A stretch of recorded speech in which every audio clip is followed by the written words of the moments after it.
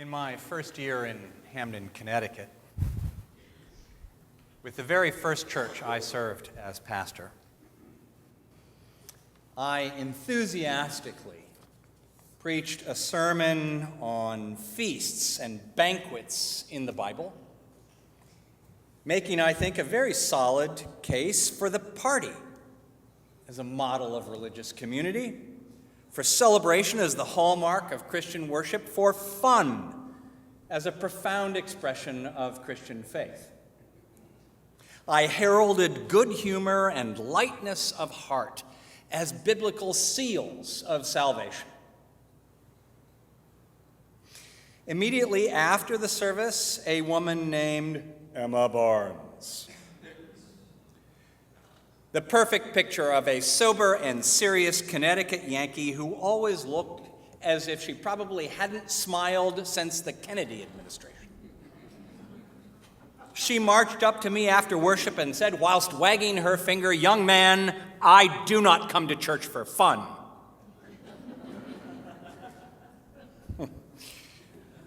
I was very young, and unfortunately, the smart aleck in me took over, and I looked at her and I said, "Mrs. Barnes, I believe you."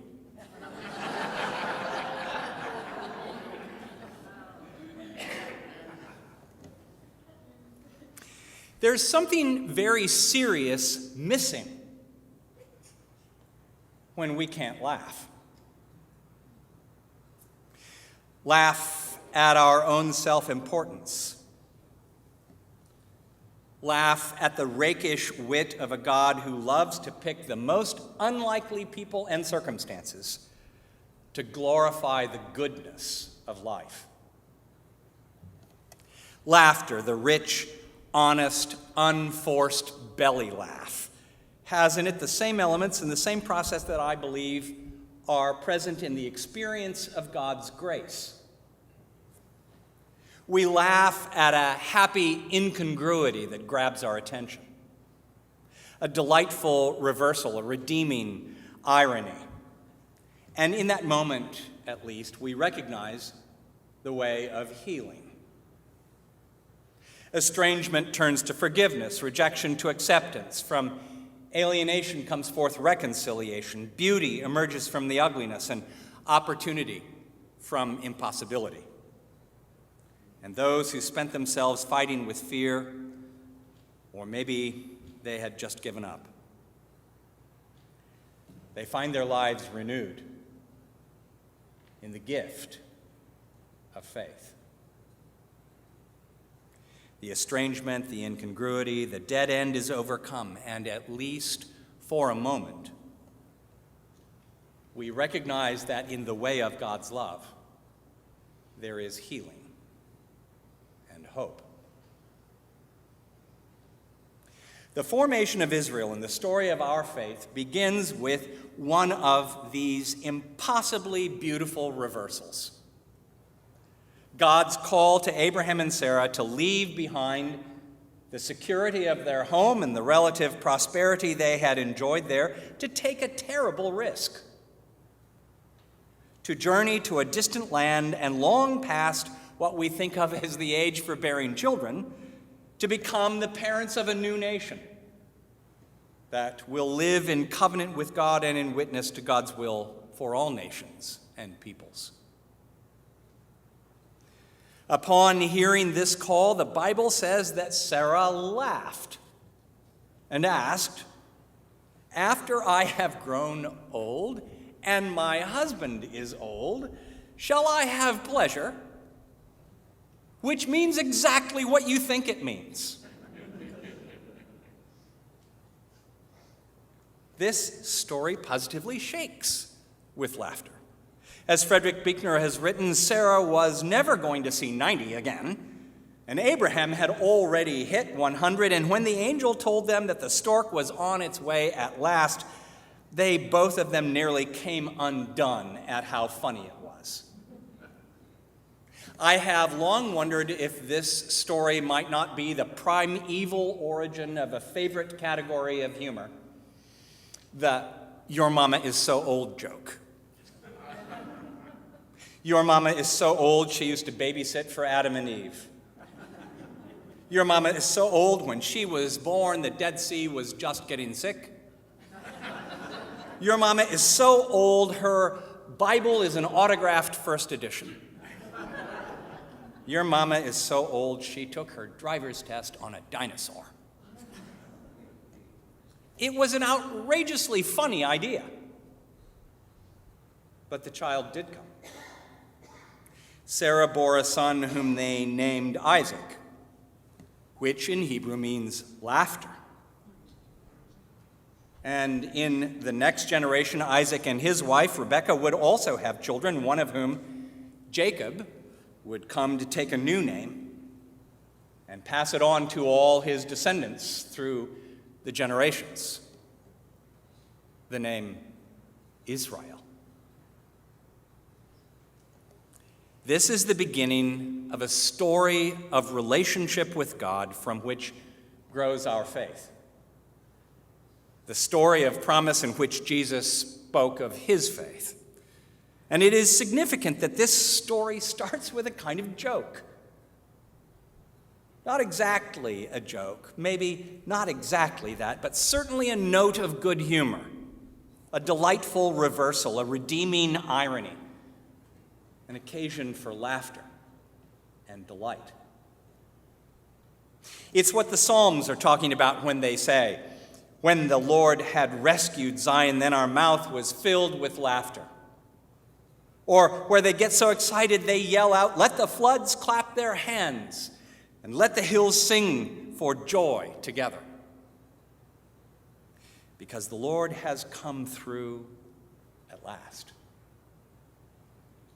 It's what the rafters ring with when the prodigal comes home and his once broken-hearted dad is so glad to see him that he almost has a stroke, and they began to make merry and kept on making merry until the cows came home.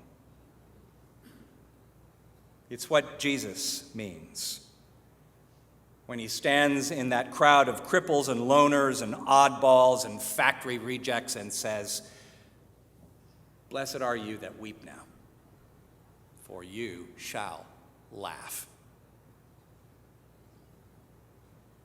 Sarah and her husband had plenty of disappointments in their time, and there were still some hard knocks to come.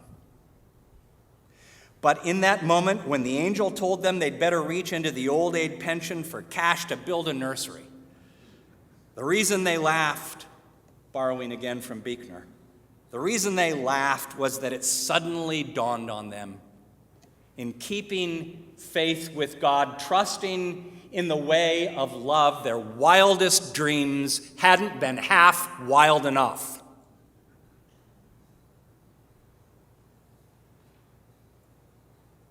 Christian faith and theology are grounded in trust that God is love, that God made us in love, and that God made us for loving, not merely vessels, but instruments of love. And that even when we are at the end of our wits, we are never beyond love's reach. And that's something that ought to at least bring a smile to your face. That's really the essence of good humor, isn't it?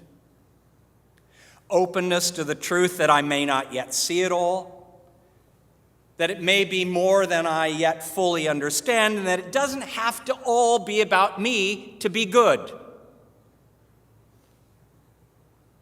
There may be some redeeming ironies, creative reversals, delightful surprises at the very heart of things.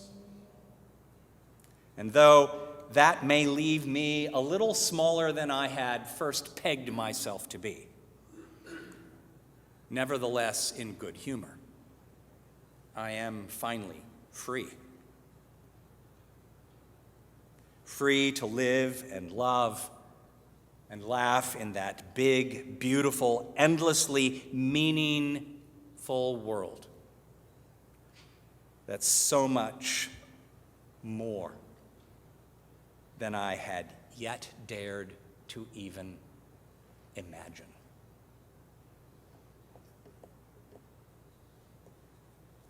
for those who would envision and build a future,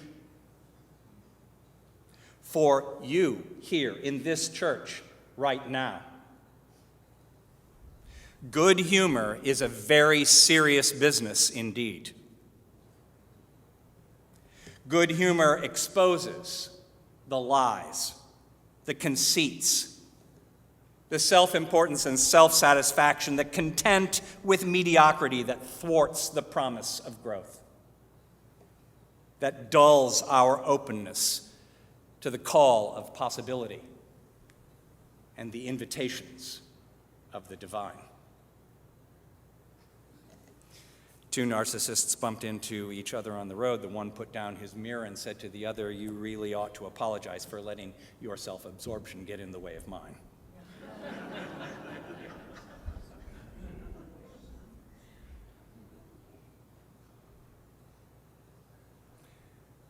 The humorless, self-absorbed lie, presenting itself presently in materialism and racism and nationalism and elitism and all the other dehumanizing isms and false promises of false identity in this day.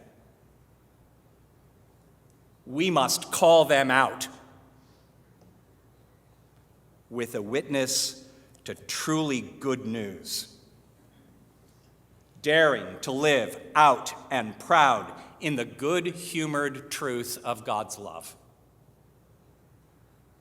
A love that is always ready to take us by surprise and ensnare us in delight, granting the kingdom to the poor, turning despair to hope and fear to faith, liberating sinners to become saints, transforming agedness into wisdom and vitality, ultimately transforming the tragedy of the cross into the promise of new life, forever full and free. It makes me want to laugh. I'll tell you one other really funny thing. It was when I got serious about what I could give that I discovered how rich I am. Honest to God.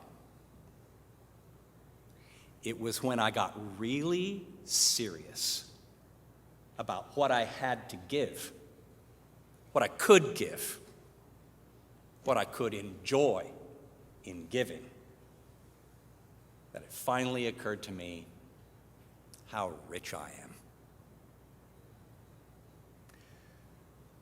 I pray you might have that discovery, and that your giving might be in that spirit, as the deacons come forward now to receive our offerings.